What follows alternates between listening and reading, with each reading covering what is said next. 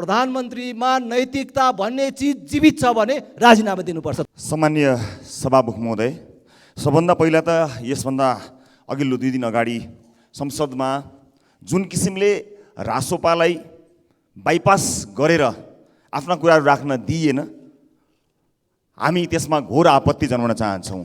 रासोपा प्रतिपक्षको भूमिकामा छ, तर रासोपाका प्रतिपक्षमा हुनुका पनि आफ्ना मुद्दाहरू छन्। त्यसकारण रासोपा अरू कुनै दलको मुद्दा होइन, आफ्ना मुद्दाहरूमा जो जनताका मुद्दा हुन् त्यस मुद्दामा उभिएको छ। आफ्नै स्वतन्त्र अस्तित्व साथ रासोपा उभिएको छ। यसबारेमा हेक्का होस् भन्ने कुरा म सम्मानित सदनलाई बताउन चाहन्छु, जसले गर्दा हामीले हाम्रा कुरा स्पष्ट राख्न पाएनौँ। हाम्रो कुरा राख्न नपाउँदै प्रमुख प्रतिपक्षले जे बोल्यो त्यसैलाई नै हाम्रै भाष्य हो भन्ने कुरा प्रमाणित गर्ने किसिमको जुन जालसाजीपूर्ण क्रियाकलाप भयो, हामीलाई त्यसमा आपत्ति छ। सम्मानित सभामुख महोदय मार्फत म यो कुरा प्रश्न गर्न चाहन्छु र हामीले त्यतिखेर स्पष्ट गर्न पाएको भए अझ सजिलो हुन्थ्यो। र फेरि पनि म स्पष्ट गर्न चाहन्छु, प्रधानमन्त्रीले दिनुभएको अभिव्यक्ति घोर आपत्तिजनक छ।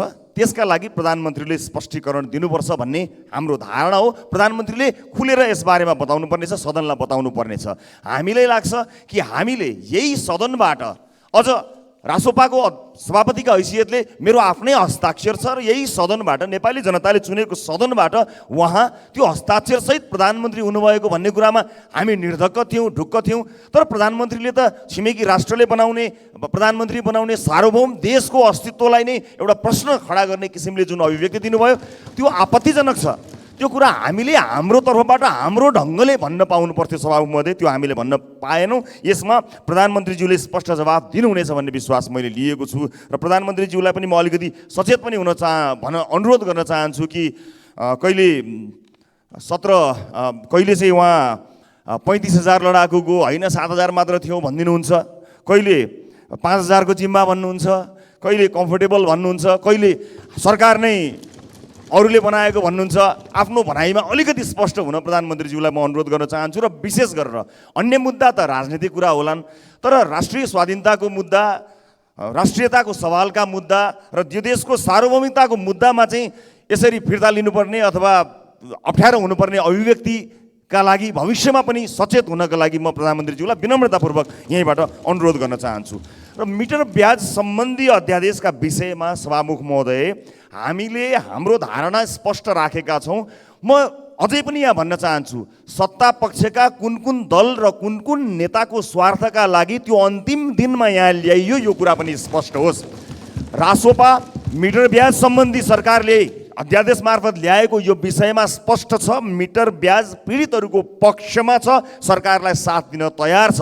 तर किन त्यसलाई अन्तिम दिनमा ल्याइयो? कुनै पनि बेला कुनै पनि समयमा संसद अवरुद्ध हुन सक्ने यथार्थलाई हामीले जानेका छौँ, बुझेका छौँ। तर यो जान्दा जान्दै अन्तिम दिनमा ल्याइएको कुरामा विरोध गर्न चाहन्छ र रासोपा खडा भएको छ, उभिएको छ। बरु सत्ता पक्षभित्रको कुनै दल या दलका नेताहरू पो जोगाउनतिर लागिरहेका छन् कि म स्पष्ट होस् भन्ने कुरा अनुरोध गर्न चाहन्छु। सम्माननीय सभामुख महोदय, यसलाई अझै पनि सभामुख महोदय, महत्त्वपूर्ण विषय छ सभामुख महोदय, यसलाई अझै पनि सरकारले चाहिँ यो अध्यादेश 0 मा गए पनि प्रतिस्थापन विधेयक मार्फत चाह्यो भने 15 दिनमा गर्न सक्ने व्यवस्था छ अथवा अन्य व्यवस्थाहरू छन्। इच्छुक दलले हामीले कमिटमेन्ट गरे जसरी आजै कमिटमेन्ट गरिदिए पनि भयो, हामी तयार छौँ। यसलाई अगाडि बढाउनु पर्यो, पीडितहरूलाई पीडा दिनु भएन। यो संसदका धेरै कामहरू छन् सभामुख महोदय, म छोटकरीमा सकिहाल्छु। यो संसद 3 दलले बन्धक बनाउन मिल्छ, 3 दलले जे निर्णय गर्यो त्यही हो, अरू बाँकी रहेका मान्यज्यूहरूको। त्यसकारणले म यसमा हामी प्रतिपक्षमा छौँ, प्रतिपक्षले उठाएका सही ठाउँमा प्रतिपक्षमा एक ढिक्का छौँ, सरकारले गरेको राम्रो ठाउँमा सरकारलाई स्याबासी भन्न पनि हामी हिचकिचाउँदैनौँ। त्यसकारणले हाम्रो आफ्नै ठाउँ छ, आफ्नै एउटा स्पष्ट धारणा छ। यी संसदले गर्नुपर्ने थुप्रै कामहरू छन् सभामुख महोदय। अहिले कयौँ शिक्षा ऐन कहाँ गयो, अहिले निजामती ऐनको कुरा कहाँ गयो, प्रहरी ऐनको कुरा छ। यो मनी लन्ड्रिङको विषयमा देशलाई नै ब्ल्याकलिस्टेड गर्न सक्ने अवस्थासम्म पुगिरहेको छ। यत्रा कामहरू सदनमा छन्, सदनमा यत्रो कामहरू हुँदा शीर्ष नेताहरूको मुड चलेन रे उहाँहरूलाई भने यो सदन रोकिन्छ सभामुख महोदय? यो कदापि स्वीकार्य छैन सभामुख महोदय।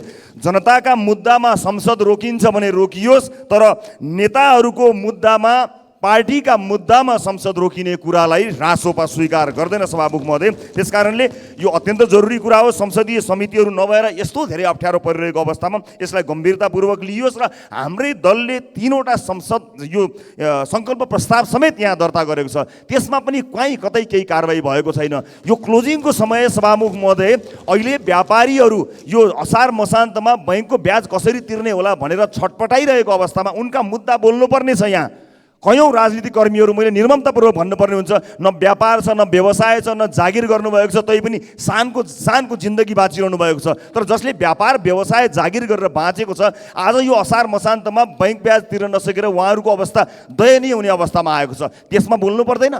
मिटर ब्याज पीडितका बारेमा अगाडि बोल्नु पर्दैन? अहिले सहकारीले ठगेका मान्छेहरू कयौँ मान्छेले आत्मदाह गरेका छन् सभामुख महोदय। यो माइती घरमा अहिले लाइन लागेर बसेका छन्, तिनका मुद्दामा बोल्नु पर्दैन? सदन रोकिन्छ भने जनताको त्यस्ता मुद्दामा रोकिन्छ।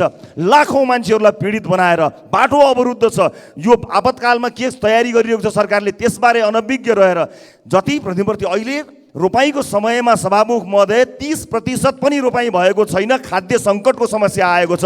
त्यस्ता विषयमा बोल्नु पर्दैन यो सदनमा? त्यसकारणले सभामुख महोदय, म गम्भीरतापूर्वक र विनम्रतापूर्वक अनुरोध गर्न चाहन्छु कि संसदको गरिमालाई केही दलहरूले आफ्नो जुङ्गाको लडाइँ बनाउनु हुँदैन। प्रतिपक्षको भूमिकामा रहँदा रासोपाको आफ्नै अस्तित्व छ, प्रतिपक्षमा छ। प्रतिपक्ष दलहरूसँग एक ठाउँमा उभिने ठाउँमा एक ठाउँमा उभिन्छौँ, फरक मत भएको ठाउँमा फरक मतमा उभिन्छौँ र सरकारले गरेको राम्रो कामलाई खुला हृदयले साथ दिन्छौँ। सरकारले अहिले भ्रष्टाचार विरुद्ध अभियान जुन थालेको छ, सरकारलाई हामी स्याबास भन्न चाहन्छौँ, तर जरोसम्म पुग्नु पर्यो, हाँगाबिगा काटेर भएन, यही भन्न चाहन्छौँ। र अन्त्यमा सभामुख महोदय, फेरि पनि म भन्न चाहन्छु, यो मिटर ब्याज सम्बन्धी अध्यादेश जुन जिरोमा गएको छ त्यसलाई बिउताउनको निमित्त, त्यसलाई एउटा प्रतिस्थापन विधेयक मार्फत ल्याउनका लागि राष्ट्रिय स्वतन्त्र पार्टी स्पष्ट रूपमा तयार छ। हामी तयार छौँ। यो सदन तयार हुनु पर्यो र जनताका यस्ता मुद्दाहरूलाई अगाडि बढाउनको निमित्त, कयौँ ऐनहरूलाई लगाउनको निमित्त र संसदीय समितिहरूलाई पनि सुचारू गर्नको निमित्त तयार हुनु पर्यो भन्ने अनुरोध गर्दै आफ्नो भनाइ टुङ्ग्याउँछु। धन्यवाद। तर सभामुख महोदय, म ध्यान आकर्षण गर्न चाहन्छु कि यो संसदमा केही राजनीतिक दलहरू मात्रै छैनन्, थुप्रै राजनीतिक दलहरू छन् योचोटि र निर्णायक तहमा छन्। अघिल्लो संसदमा अघिल्लो बैठकमा जुन प्रकारको रुलिङ भयो त्यसप्रति म चाहिँ खेद व्यक्त गर्न चाहन्छु, दुःख व्यक्त गर्न चाहन्छु। हामीले प्रधानमन्त्रीले एउटा पुस्तक विमोचनमा जे कुरा बोल्नु भएको थियो, प्रतिपक्षमा रहेका सबै राजनीतिक दलहरूले सामूहिक रूपमा त्यसको प्रतिवाद गरेका थियौँ र त्यसको स्पष्टीकरण माग गर्न चाहेका थियौँ। र त्यति मात्र होइन, यो नैतिकतासँग जोडिएको विषय हो र प्रधानमन्त्रीमा नैतिकता भन्ने चिज जीवित छ भने राजीनामा दिनुपर्छ भनेर हामीले भनेका थियौँ। तर त्यो किन हामीलाई सभामुखबाट विचार राख्ने मौका किन प्राप्त भएन? त्यो दिन त्यो पद्धति मिचेर किन सत्तापक्षतर्फ बोल्ने क्रम घुमाइयो? यसप्रति म दुःख व्यक्त गर्न चाहन्छु र सभामुखको गम्भीर ध्यान आकर्षण गर्न चाहन्छु। सम्माननीय प्रधानमन्त्रीले कुनै बेला नेपालमा फलाना पार्टी मिलेर सरकार बनायो भने छिमेकीहरूको लागि कम्फर्टेबल हुन्छ भनेर भन्नुभएको थियो। त्यो सत्ता बाहिर हुनुहुन्थ्यो। त्यसमा हामीले राजनीतिक रूपमा टिप्पणी गर्ने बाहेक अर्को विषय थिएन। बाबुराम भट्टराईले सरकारबाट निस्केर भन्नुभयो, चाबी त अर्कैतिर रहेछ, बाहिर रहेछ भनेर भन्नुभयो। हामीले नोटिसमा लिने विषय मात्रै थियो। तर अहिले बहालवाला प्रधानमन्त्रीले कुनै एउटा व्यक्तिलाई देखाएर मलाई प्रधानमन्त्री बनाउन उहाँ पटक पटक दिल्ली जानुभएको थियो भनेर भन्नु निसन्देह आपत्तिजनक विषय हो।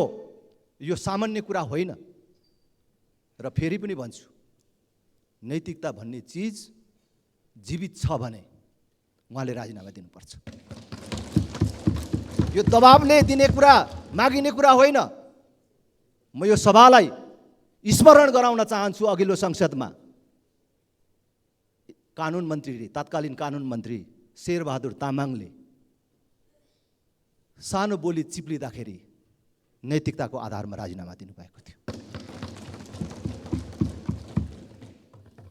यो राष्ट्रको सार्वभौम सत्तासँग सम्बन्धित विषयमा यस प्रकारको अभिव्यक्ति आउनु सामान्य कुरा होइन र त्यसपछि झन् सत्ता पक्षबाट प्रधानमन्त्री स्वयंबाट र प्रधानमन्त्रीको प्रेस सल्लाहकारबाट प्रतिपक्षीहरूलाई गम्भीर आक्षेप लगाउने ढङ्गले जुन अभिव्यक्ति आयो कि हामीले प्रधानमन्त्रीको राजीनामा माग गर्यौं, प्रधानमन्त्रीको अभिव्यक्तिको प्रतिवाद गर्यौं, त्यसलाई कहाँ जोडियो कि हामीले मिटर ब्याजीको